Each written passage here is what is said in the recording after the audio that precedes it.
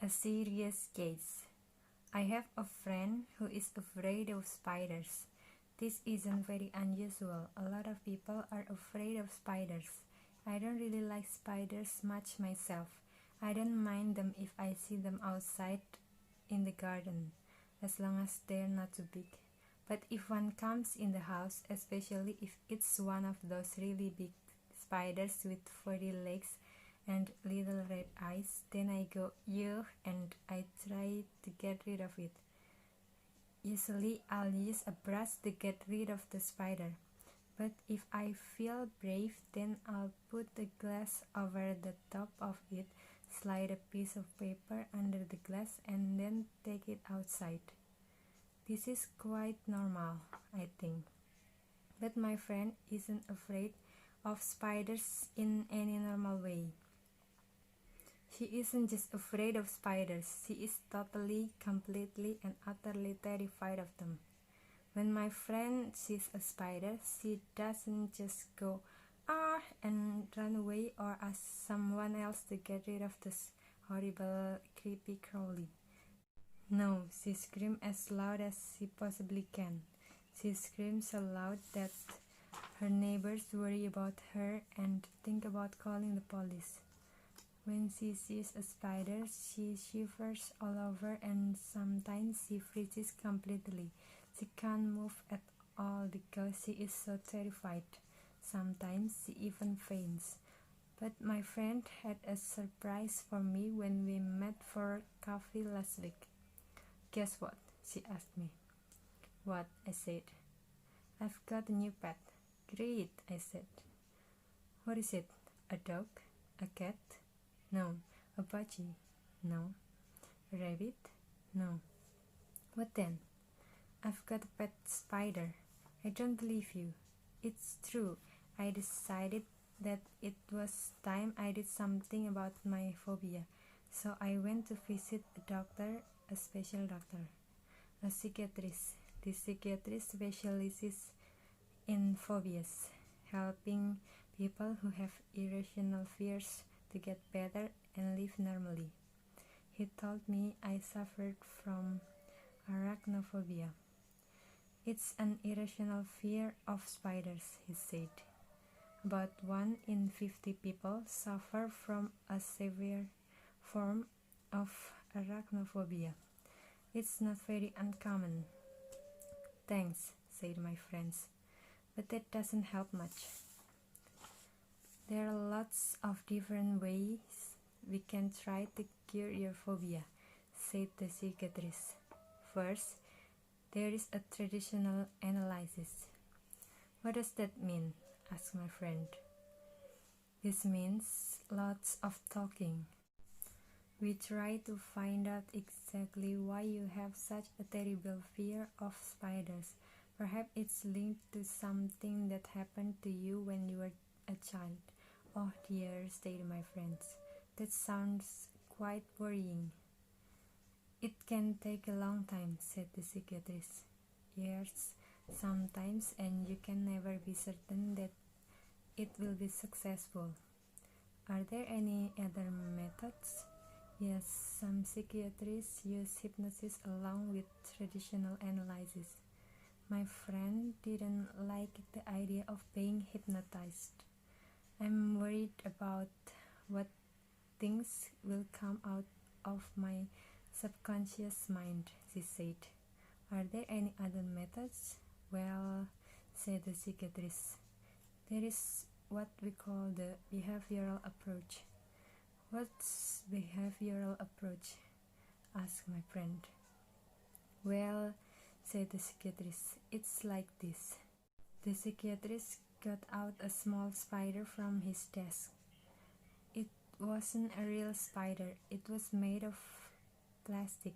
Even though it was only a plastic spider, my friend screamed when she saw it. Don't worry, said the psychiatrist. It's not a real spider. I know, said my friend, but I'm afraid of it just the same. Said the psychiatrist. A serious case. He put the plastic spider on the desk. When my friend stopped screaming, the psychiatrist told her to touch it. When she stopped screaming again, the idea of touching the plastic spider was enough to make her scream. She touched it. At first, she touched it for just 1 second. She shivered all over, but at least she managed to touch it. "Okay," said the psychiatrist. "That's all for the day. Thanks. You can go home now." "That's it?" asked my friend. "Yes." "That's all?" "Yes, for today. This is the behavioral approach. Come back tomorrow." My friend went back the next day, and this time the plastic spider was already on the doctor's desk. This time she touched it and held it for 5 minutes. Then the doctor told her to go home and come back the next day. The next day she went back and the plastic spider was on her chair. She had to move the spider so she could sit down. The next day she held the spider in her hand while she sat in her chair. The next day the doctor gave her the plastic spider and told her to take it home with her. "Where do spiders appear in your house?" asked the psychiatrist. "In the bed usually," said my friend. "Put the spider in the bed," he told her. My friend was terrified of spiders in the bed, but she managed to not scream when she saw it there. "It's only a plastic spider," she told herself. The next day, the psychiatrist told her to put the spider in her living room. My friend put it on top of television. At first, she thought the spider was watching her and she felt afraid. Then she told herself that it was only a plastic spider. The next day, the psychiatrist told her to put the spider in her bed. "No way," she said. "Absolutely not." "Why not?" asked the psychiatrist. "It's a spider," replied my friend.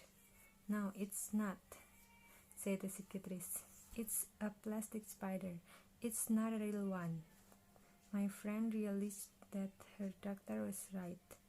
She put the plastic spider in her bed and she slept there all night with it in her bed. She only felt a little bit afraid. The next day, she went back to the psychiatrist. This time, she had a shock, a big shock. Sitting in the middle of the doctor's desk, there was a spider, and this time it was a real spider. My friend was about to scream and run away, but she didn't. She sat on the other side of the room, as far away as possible from the spider, for about 5 minutes. Then she got up and left the room. "See you tomorrow," shouted the psychiatrist to her as she left. The next day she went back, and this time the psychiatrist let the spider run around on his desk. Again, my friend stayed about 5 minutes, then left. The next day she stayed for 10 minutes, and the day after that, 15. Eventually, the psychiatrist helped the spider, the real spider with long furry legs and little eyes, in his hand. He asked my friend to come and touch it. At first she refused, but the doctor insisted. Eventually she touched the spider just for a second. The next day she touched it for a few seconds, then for a few minutes, and after that she held the spider in her own hand. Then she took the spider home and let it run around in her house. She didn't feel afraid. Well, okay. She did feel afraid, but only a teeny bit. "So now I've got a pet spider," she told me again. "Well done," I said. "There's only one problem," she said, and as she spoke I noticed that she was shivering all over. Then she screamed and climbed up on the chair. She was pointing out to something on the floor. "Over there," she screamed. "Look, it's a beetle."